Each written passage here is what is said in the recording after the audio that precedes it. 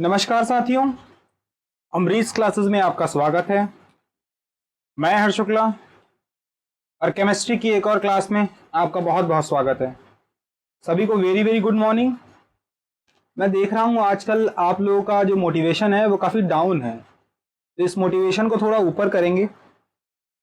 और मैं आपको एक ही बात बोलूँगा कि आपको अगर कल को आसान बनाना है ना, तो आज आपको कड़ी मेहनत करनी पड़ेगी।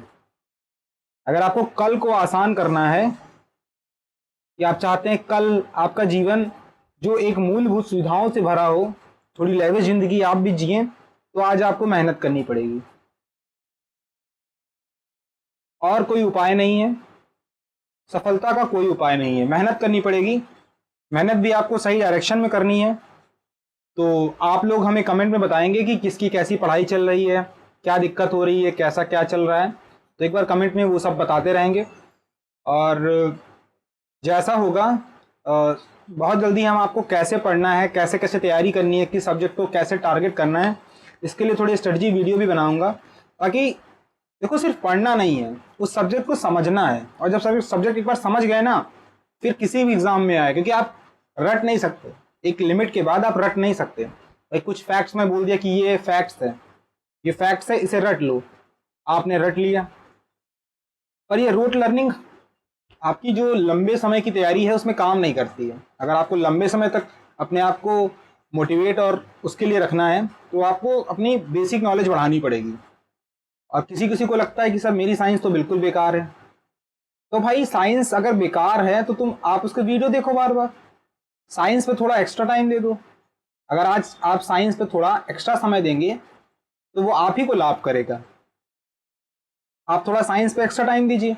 अगर कोई बोल रहा है कि सर मेरी मैथ्स में मुझे दिक्कत है, थोड़ा मैथ्स कम आती है, तो मैथ्स लगाओ, और कोई उपाय नहीं है। आसान, सबसे आसान क्वेश्चन उठा लो मैथ में। मैथ में सबसे आसान क्वेश्चन हो, ठीक है, सबसे पहले कैलकुलेशन करो। क्योंकि जब क्या होता है, सवाल लगा रहे हैं, आपको कैलकुलेशन में टाइम लगता है, तो फिर फ्रस्ट्रेशन होता है। तो आप आज ही उसी चीज़ की तैयारी कर लीजिए कि ताकि कल आपको फ्रस्ट्रेशन का सामना ना करना पड़े। बस यही एक मेथड है। और बाकी जो भी होगा मैं आपको अगली वीडियोस में बताऊंगा कि कैसे क्या करना है। परेशान नहीं होना, पहली बात, एक दिन की तैयारी नहीं है, लंबी जंग है। मिल के इसको अच्छे से, बिल्कुल हंसी हंसी में इसको कैसे ख़त्म करना है, ये हम लोगों को ही देखना है। तो आते हैं हमारे आज के पहले क्वेश्चन पे। काफ़ी बातचीत हो गई है। आपका पहला क्वेश्चन क्या है? आपका पहला क्वेश्चन है, धनायन तब बनता है जब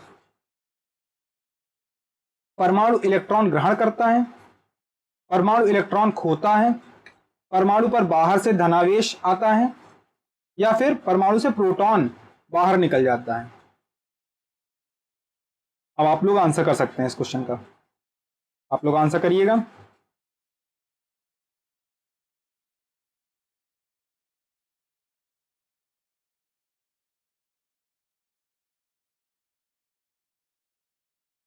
तो क्वेश्चन आपका बहुत आसान है। आज हम लोग केमिकल बॉन्ड करेंगे,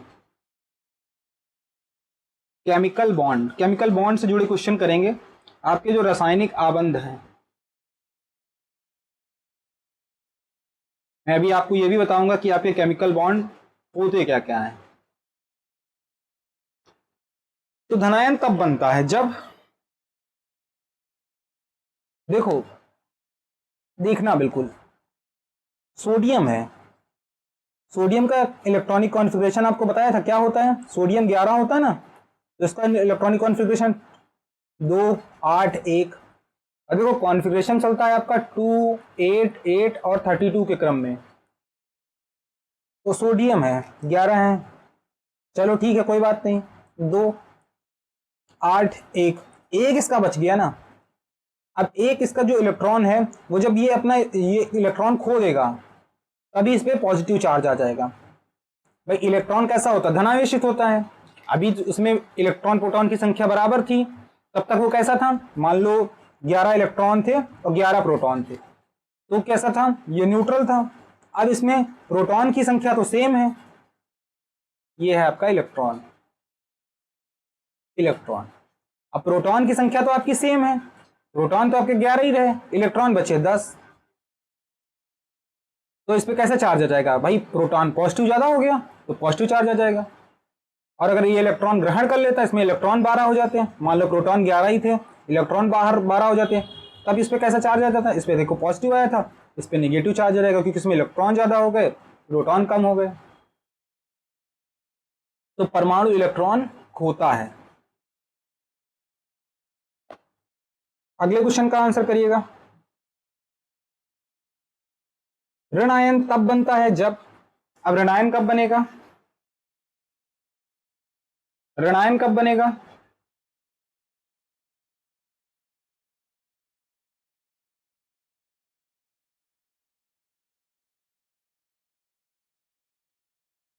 परमाणु इलेक्ट्रॉन ग्रहण करता है या परमाणु इलेक्ट्रॉन खोता है? परमाणु पर बाहर से धनावेश आ जाता है, परमाणु से प्रोटॉन बाहर, देखो प्रोटॉन तो बाहर निकलेगा नहीं, तो ये ऑप्शन तो आपका गलत हो गया।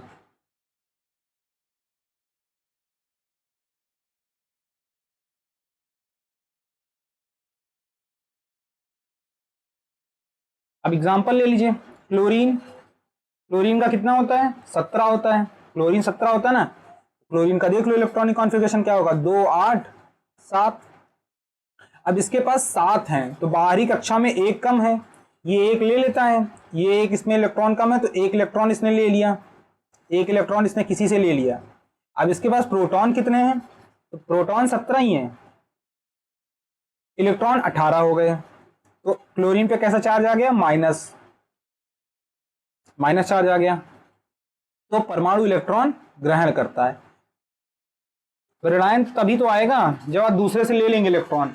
आपके पास मान लीजिए, आपके पास, ऐसे समझो, अगर किसी को नहीं समझ में आया तो बहुत आसान एग्जांपल से समझाऊंगा। लाल और हरा, आपके पास लाल रंग में हमने थोड़ा हरा रंग और मिला दिया, तो मतलब अ, लाल रंग में हरा रंग मिला दिया, तो हरे रंग का थोड़ा सा प्रभाव बढ़ गया ना, हरे रंग का प्रभाव बढ़ गया, तो लाल का डोमिनेंस कम हो गया। और ऐसे लाल पे हरा जा रहा है, तो लाल का डोमिनेंस बढ़ गया हरे पे। तो अगर इलेक्ट्रॉन बढ़ेगा तो निगेटिव चार्ज आएगा, और इलेक्ट्रॉन घटेगा तो पॉजिटिव चार्ज आएगा। बस इतना समझना है। आयन से बने यौगिक का सामान्य नाम है वैद्युत संयोजक, सहसंयोजक, उपसहसंयोजक। आंसर करिएगा।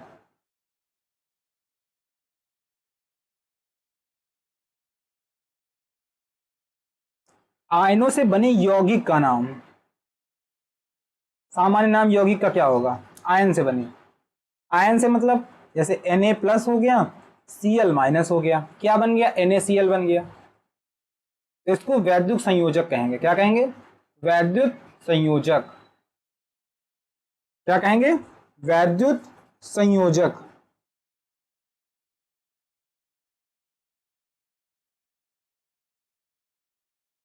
इसमें बॉन्ड कौन सा बन रहा है? आयनिक बॉन्ड बन रहा है।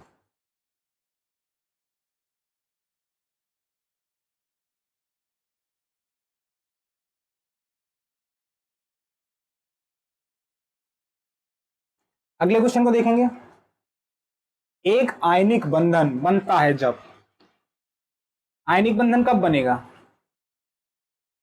संयोग, ये करनी होगा, संयोग करने वाले परमाणु इलेक्ट्रॉन प्राप्त करते हैं, संयोग करने वाले परमाणु इलेक्ट्रॉन त्याग करते हैं। एक धातु का संयोग अधातु तत्व से होता है, दो धातु तत्व आपस में अभिक्रिया करते हैं।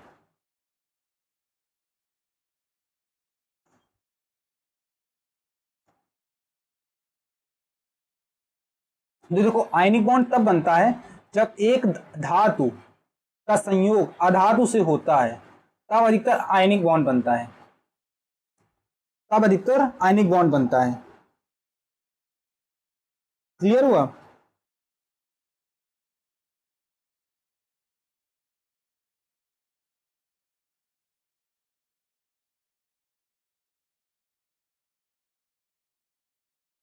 अच्छा, बॉन्ड कितने टाइप के होते हैं? कोई आंसर करेगा? बॉन्ड कितने टाइप के होते हैं?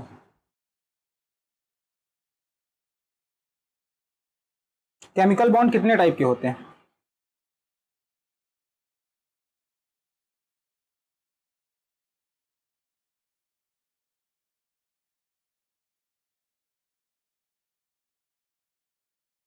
तो चलो मैं पहले आपको बता देता हूँ थोड़ी थ्योरी, उसके बाद क्वेश्चन करिए, आप लोग और बेहतर क्वेश्चन कर पाएंगे, आंसर कर पाएंगे। ध्यान दीजिएगा, ध्यान दीजिएगा, ठीक है। आप लोग थोड़ी थ्योरी देखिए, उसके बाद आप लोग थोड़ा बेहतर आंसर कर पाएंगे। अब अगर हम बॉन्डों के उस पर जाएंगे, तो बॉन्डों से जुड़ा एक सिद्धांत दिया था, और वो सिद्धांत किसने दिया था? लुईस ने। रासायनिक बंधन का लुईस सिद्धांत।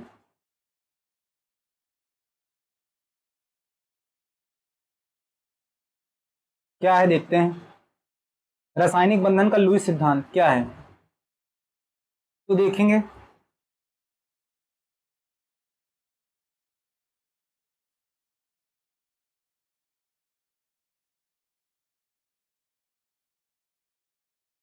तो लुईस ने बताया कि एक परमाणु को धनात्मक रूप से आवेशित और बाहरी आवरण के रूप में देखा जा सकता है। वो बोल रहे हैं कि बाहरी आवरण आवरण अधिकतम 8 इलेक्ट्रॉनों को ही संयोजित कर सकता है। जो बाहरी आउटर सरफेस है वो कितने इलेक्ट्रॉनों को? 8 इलेक्ट्रॉनों को वो कर सकता है, ठीक है। बोला, इन्होंने बोला कि इसी हिसाब से बॉन्ड बनेंगे, इसी हिसाब से इन्होंने तरह तरह के बॉन्ड बताए। परमाणु अन्य परमाणुओं के साथ रासायनिक बंधन बनाकर इस स्थिर विन्यास को प्राप्त कर सकते हैं। तो कितने होंगे कोश में इलेक्ट्रॉन? कोश में इलेक्ट्रॉन, तो ये कह रहे हैं बाहरी कोश में इलेक्ट्रॉन कितने होंगे? 8 होंगे। बाहरी लिख लीजिए, 8 होंगे। समझिएगा इस बात को। जैसे कि जैसे आप एग्जांपल ले लीजिए, अब आपने देखा होगा हमेशा हाइड्रोजन को H2 लिखते हैं, ठीक है, ऑक्सीजन को O2 लिखते हैं। ऐसा क्यों लिख रहे हैं भाई? हाइड्रोजन है ना तो H लिखें, हाइड्रोजन का प्रतीक तो H है ना। और हाइड्रोजन की बात करते हैं तो H2 लिखते हैं, O2 की बात करते हैं, ऑक्सीजन की बात करते हैं तो O2 लिखते हैं। ऐसा क्यों कर रहे हैं? इनके मतलब जो एटम्स हैं वो जुड़े क्यों हैं? देखो, हाइड्रोजन के पास बाहरी कक्षा में हाइड्रोजन के पास टोटल एक ही इलेक्ट्रॉन है, एक और हाइड्रोजन का पार्टिकल हुआ जिसके पास भी एक इलेक्ट्रॉन है। तो इन्होंने क्या किया, अपने इलेक्ट्रॉन्स को साझा कर लिया, तो ये बन गया S2। ऐसे ऑक्सीजन के पास एक इलेक्ट्रॉन था, नहीं, ऑक्सीजन का क्या होता है? 8 होता है ना, तो 2 और 6, मतलब इनकी बाहरी कक्षा में 2 इलेक्ट्रॉन होंगे, मतलब 6 इलेक्ट्रॉन होंगे। 1 2 3 4 5 6, और इनको करना 8 है। 1 2 3 4 5 6, इनको 8 करना है, इनको भी 8 करना है। तो क्या करेंगे भाई? ये दोनों अपने 2-2 इलेक्ट्रॉन साझा कर लेंगे, 2-2 इलेक्ट्रॉन साझा कर लेंगे, इनके पास भी 8 हो जाएगा, इनके पास भी 8 हो जाएगा। अभी आपका O2 मॉलिक्यूल बन रहा है।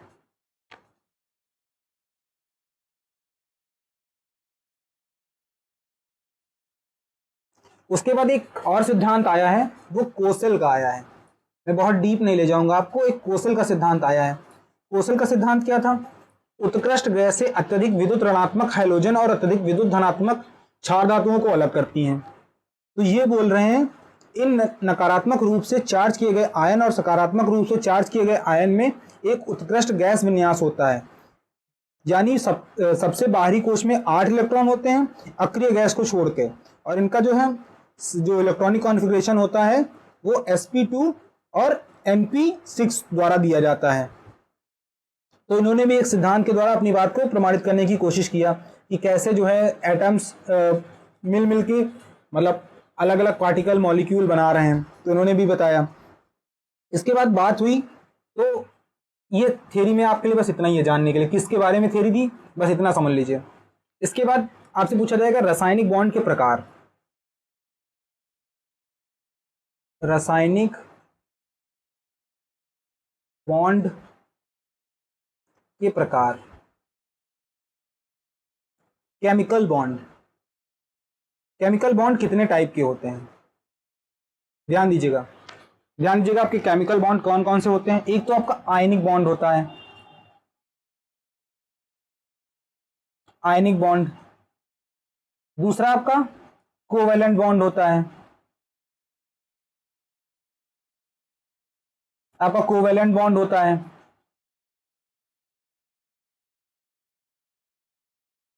कोवेलेंट बॉन्ड, आयनिक बॉन्ड हो गया। तीसरा आपका एक होता है हाइड्रोजन बॉन्ड, हाइड्रोजन बॉन्ड हो गया। चौथा आपका होता है ध्रुवीय बंधन बॉन्ड, ध्रुवीय बंधन। ठीक है, जो मतलब बेसिकली इतना नहीं पूछा जाता आपके आपके एग्जाम में। आयनिक बॉन्ड सबसे ज्यादा पूछा जाता है, सहसंयोजक बॉन्ड पूछा जाता है और हाइड्रोजन बॉन्ड पूछा जाता है। अब क्या है आयनिक बॉन्ड? तो देखो, एक ये था, एक ये था,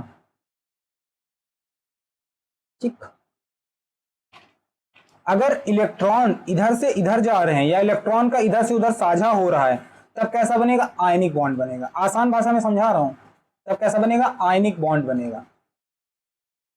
अगर इलेक्ट्रॉन का साझा हो रहा है, मान लो यहाँ पे क्या था, यहाँ पे सोडियम था, सोडियम का एक इलेक्ट्रॉन इधर चला गया, और क्लोरीन का एक इलेक्ट्रॉन, मतलब क्लोरीन ने एक इलेक्ट्रॉन ले लिया। तो अगर एक इलेक्ट्रॉन का इधर से इधर साझा हुआ, इस पर प्लस चार्ज इसीलिए माइनस आया, ये इलेक्ट्रॉन एक इलेक्ट्रॉन इधर भाग आया, तो ये कैसा बॉन्ड बनाएंगे? आयनिक बॉन्ड बनाएंगे, और ये सबसे मजबूत बॉन्ड होता है।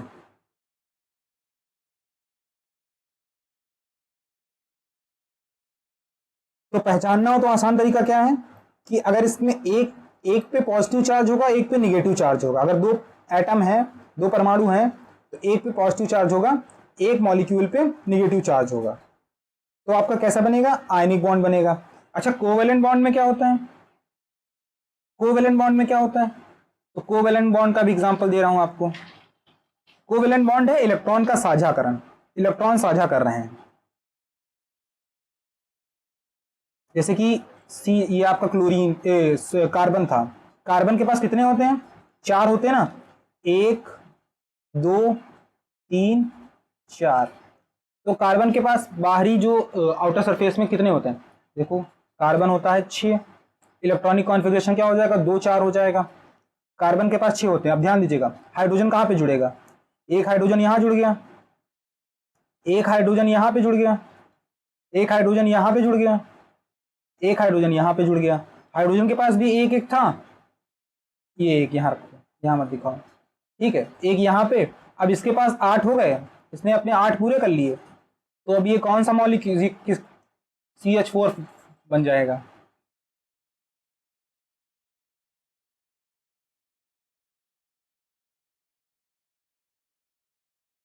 तो जहां पे बॉन्ड, मतलब जहां पे साझा होंगे, इलेक्ट्रॉन का साझाकरण होगा, इलेक्ट्रॉन का साझा होगा, ऐसे बॉन्ड को क्या कहेंगे? कोवेलेंट बॉन्ड कहेंगे। और ये कितने प्रकार के होते हैं? 3 प्रकार के। एक तो आपका हो गया सिंगल बॉन्ड, दूसरा हो गया आपका डबल बॉन्ड, तीसरा हो गया आपका ट्रिपल बॉन्ड।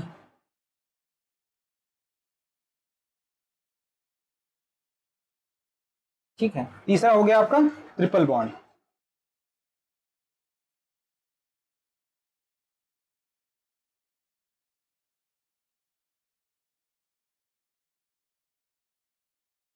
इसके बाद बात करेंगे हाइड्रोजन बॉन्ड की। आयनिक और सहसंयोजन बंधन की तुलना में हाइड्रोजन बंधन रासायनिक बंधन का एक कमजोर रूप है। ये एक तरह का केमिकल जो बॉन्ड है, ये थोड़ा वीक बॉन्ड है।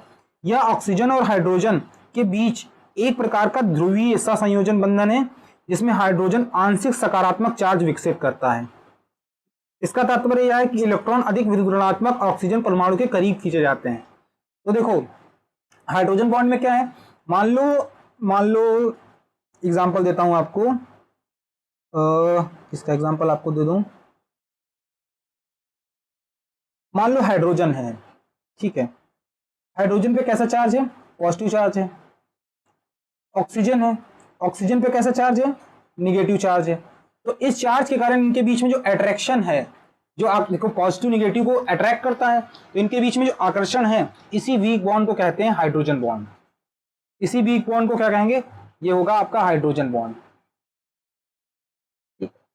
अब मान लो H2 बनाना है, तो यहाँ पे एक और H जुड़ा होगा, तो ये जो वीक बॉन्ड बनेगा, ये बनेगा आपका, क्या बनेगा? हाइड्रोजन बॉन्ड बनाएगा। तो ये ऐसे इतने आपके 3 इंपॉर्टेंट बॉन्ड हैं। अब चलते हैं हम अपने क्वेश्चंस पर, जो भी आगे इंपॉर्टेंट होगा आपको क्वेश्चंस में बता दूंगा। क्वेश्चन पे ध्यान देंगे।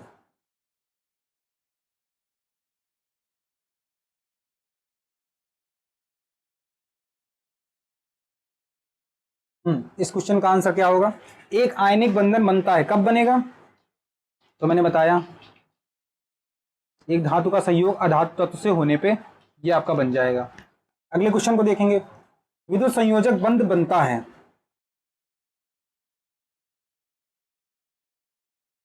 इस क्वेश्चन का आंसर करिएगा। तो जो विपरीत विपरीत आविष्ट मतलब जो विपरीत चार्ज के आयन है उन्हीं के बीचों में तो बनेगा, एक पॉजिटिव एक निगेटिव। क्या बताए थे? आयनिक बॉन्ड या फिर विद्युत संयोजक बॉन्ड। निम्न में से किस यौगिक का आयनिक बंध नहीं है? अब बताना इनमें से कौन सा है जो आयनिक बॉन्ड नहीं बनाए हैं। Potassium nitrate, sodium chloride, calcium chloride या मीथेन।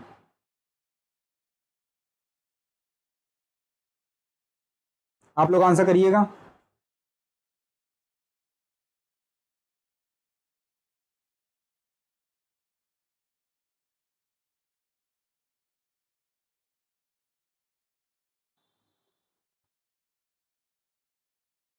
अच्छा, अगर आपने अभी ध्यान दिया होगा तो मैंने आपको एग्जांपल दिया था CH4 का। मैं आपको हिंट दे देता हूं, यही मीथेन है। और मीथेन में कैसा बॉन्ड बनना था? एक कार्बन था, उसमें 4 आउटर सरफेस में इलेक्ट्रॉन, ये हाइड्रोजन जुड़ा, ये आपका कार्बन था। हाइड्रोजन जुड़ा, इसने एक साझा किया, इधर हाइड्रोजन जुड़ा, इसने एक साझा किया, इधर हाइड्रोजन जुड़ा, इसने एक साझा किया, इधर हाइड्रोजन जुड़ा, इसने एक साझा किया। तो ये देखो आपका कैसा बनना था, ये आपका कोवेलेंट बॉन्ड बनाना था। आज पूछा आयनिक बॉन्ड नहीं, तो आप डायरेक्ट आंसर कर सकते थे मीथेन है। बाकी आपको बताया था सोडियम क्लोराइड का एग्जाम्पल देके, Na पर पॉजिटिव चार्ज है, क्लोरीन पे माइनस चार्ज है, और ऐसा होगा तो कैसा बनेगा? आपका आयनिक बॉन्ड बनेगा, आयनिक बॉन्ड बनेगा। अगले क्वेश्चन को देखेंगे। निम्न में से किस अणु में वैद्युत संयोजक बंधन है? किसमें? कार्बन टेट्राक्लोराइड, नाइट्रोजन का अणु, मीथेन, कैल्शियम क्लोराइड। तो अभी आपने ऊपर देखा था कैल्शियम क्लोराइड था, सीधा आपका आंसर हो जाएगा calcium chloride. Ca, carbon oxygen nitrogen, CaCl2।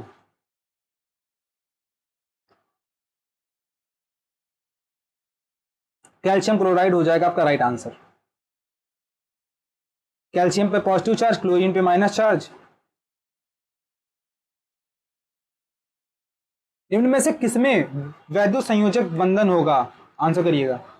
Oxygen oxygen अणु में नहीं होगा, मीथेन में नहीं होगा, नाइट्रोजन अणु नहीं होगा, इसमें सोडियम ब्रोमाइड,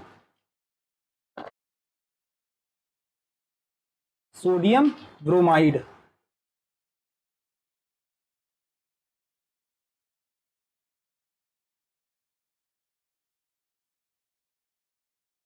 सोडियम ब्रोमाइड। तो सोडियम पे कैसा चार्ज? पॉजिटिव चार्ज, ब्रोमाइड पे निगेटिव चार्ज। तो यही आपका क्या बन रहा है? वैद्युत संयोजक बॉन्ड या आयनिक बॉन्ड। सहसंयोजी आबंध कोवेलेंट बॉन्ड किसके कारण बनता है? इलेक्ट्रॉन के पूर्ण अंतरण के द्वारा बन रहा है, इलेक्ट्रॉन के आंशिक अंतरण के द्वारा बन रहा है, इलेक्ट्रॉन के अंश भंजन के द्वारा, इलेक्ट्रॉन के दानकरण के द्वारा। तो देखो आपकी भाषा थोड़ी सी वैसी है, पर ऐसे समझो, इसका मतलब है पूर्ण अंतरण, इलेक्ट्रॉन ट्रांसफर हो रहा है? नहीं। पार्सली ट्रांसफर हो रहा है? ट्रांसफर हो ही नहीं रहा। अंश भंजन मतलब शेयरिंग के द्वारा, या फिर आपका डोनेशन के द्वारा?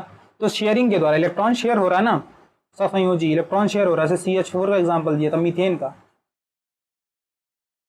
तो यहाँ पे इलेक्ट्रॉन शेयर हो रहा है। अगले क्वेश्चन को देखेंगे। जब एक ही तत्व के दो परमाणु परस्पर संयोग करते हैं तब उनके बीच बंध होगा, कौन सा होगा? जब एक ही तत्व के दो परमाणु परस्पर संयोग करते हैं तत्व एक ही है तो बनेगा आपका अध्रुवी सहसंयोजक। अध्रुवी सहसंयोजक बनेगा जब तत्व एक ही होगा और उनके दो परमाणु परस्पर संयोग करते हैं।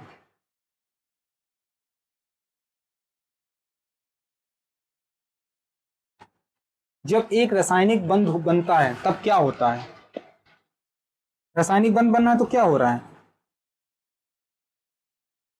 ऊर्जा हमेशा अवशोषित होती है, ऊर्जा हमेशा निमुक्त होती है। ऊर्जा जितनी अवशोषित होती है उससे अधिक निर्मुक्त होती है। ऊर्जा ना अवशोषित होती ना निमुक्त होती है। तो इलेक्ट्रॉनिक बॉन्ड बनेगा तो एनर्जी रिलीज होगी। ऊर्जा हमेशा निमुक्त होती है।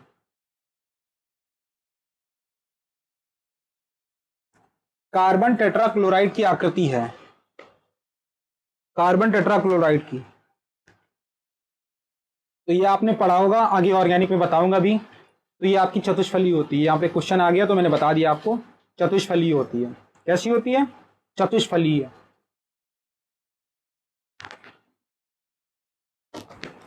कैसी होती है? चतुष्फली।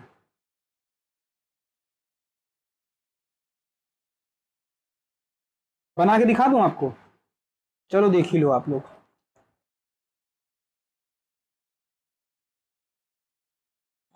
कार्बन टेट्राक्लोराइड, ठीक है। ये हो गया आपका कार्बन, ये यहाँ पे जुड़ा क्लोराइड, ये यहाँ पे जुड़ा है क्लोराइड, ये यहाँ पे जुड़ा है क्लोराइड, और यहाँ पे ये एक और क्लोराइड जुड़ता है। ऐसी कुछ आकृति निकल के आती है। यही है आपकी चतुष्फलीय आकृति। चार फली निकल आती ना, इसीलिए चतुष्फली बोलेंगे इसे। निम्न में से किस यौगिक में हाइड्रोजन आबंध नहीं है? मीथेन में, पानी में, अमोनिया में, मिथेनोइक अम्ल में। आंसर करिएगा।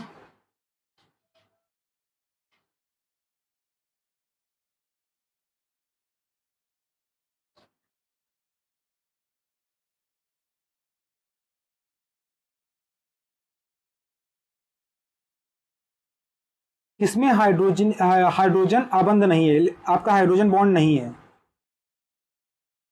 आप लोग जल्दी से आंसर करेंगे।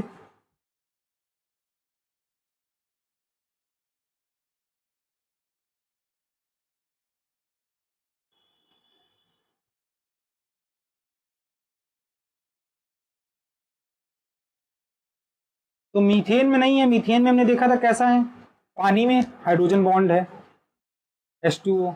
बताया था ना, H2O बना के बताया था ना आपको। देखो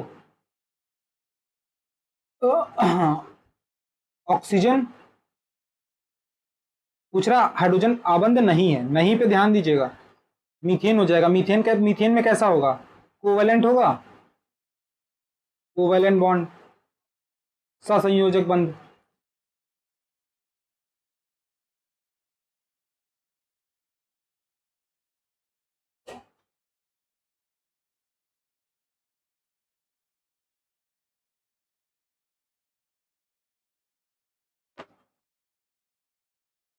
चलो ये आगे बताऊंगा जब बनाना आपको।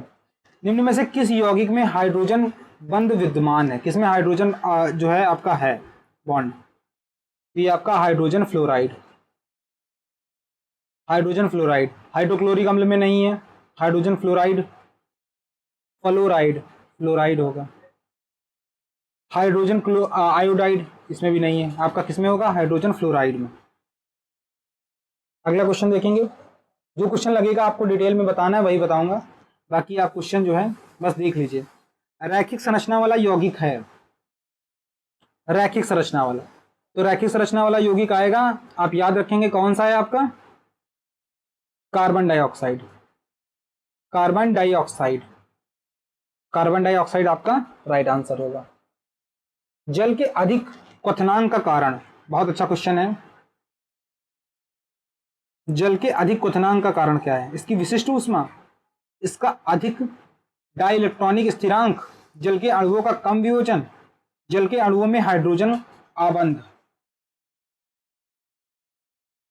तो हाइड्रोजन आबंध, यही होगा आपका राइट आंसर। जल के अणुओं में हाइड्रोजन आबंध।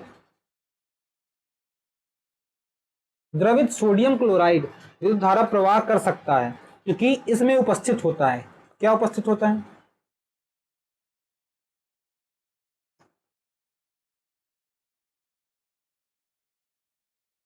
द्रवित सोडियम क्लोराइड, सोडियम क्लोराइड क्या होता है?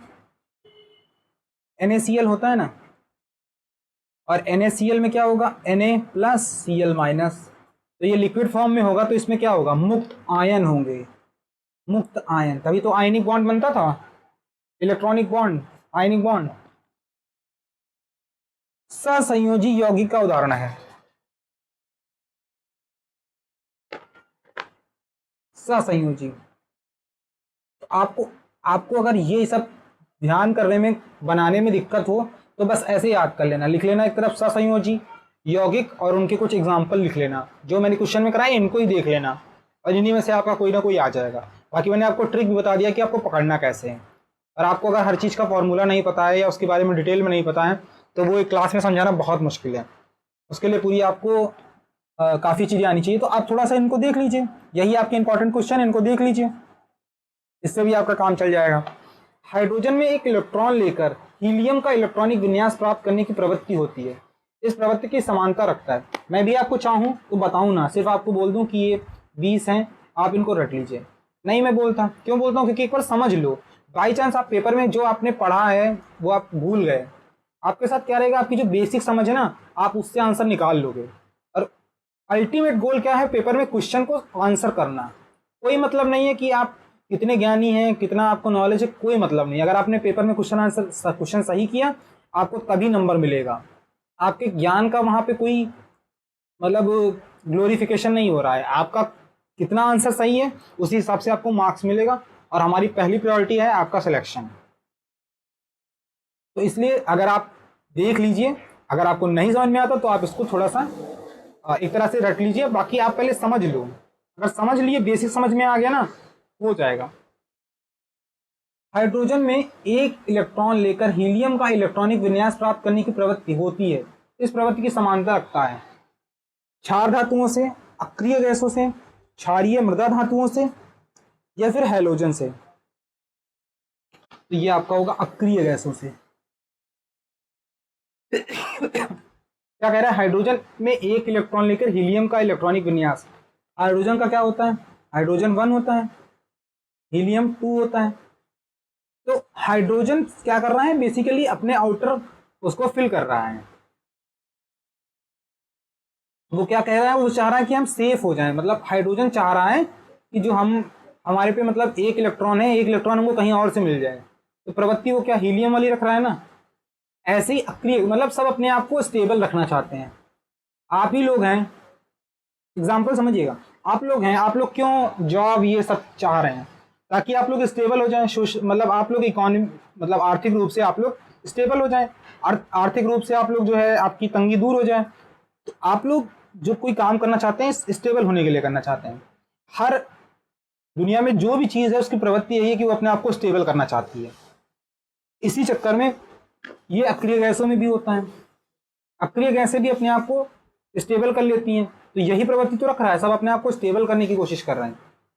अक्रिय गैस होंगी इसका एग्जाम्पल। निम्नलिखित में से कौन सा एक सहसंयोजक यौगिक है?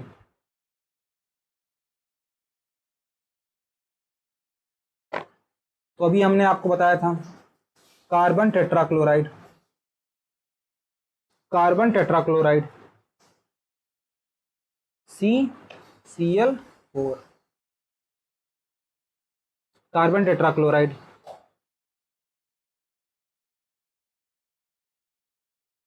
तो ये थे आपके कुछ इंपॉर्टेंट क्वेश्चन। आई होप आपको समझ में आया होगा। अगर समझ में आया है तो इस वीडियो को लाइक कीजिएगा, चैनल को सब्सक्राइब कीजिएगा। और अगर नहीं समझ में आए तो वीडियो को एक बार दोबारा देखिएगा, आपको ज़रूर समझ में आएगा। फिर भी कोई बात नहीं समझ में आ रही है तो कमेंट में खुल के लिखिए कि सर ये पॉइंट नहीं समझ में आ रहा है, तो मैं कोशिश करूँगा उस पॉइंट को आपको समझा दूँ। अगर हो सकेगा तो मैं आपको वहीं कमेंट में बता दूंगा, अदरवाइज़ मैं उसके लिए कुछ अलग से वीडियो बना दूंगा। किसी को भी समझ में नहीं आ रहा है तो आप लोग पूछिए, आप लोग पूछते नहीं है तो मुझे लगता है कि आपको सब समझ में आ रहा है। तो बस आज की क्लास को यहीं समाप्त करते हैं। आई होप आपको क्लास अच्छी लगी होगी। Thank you so much.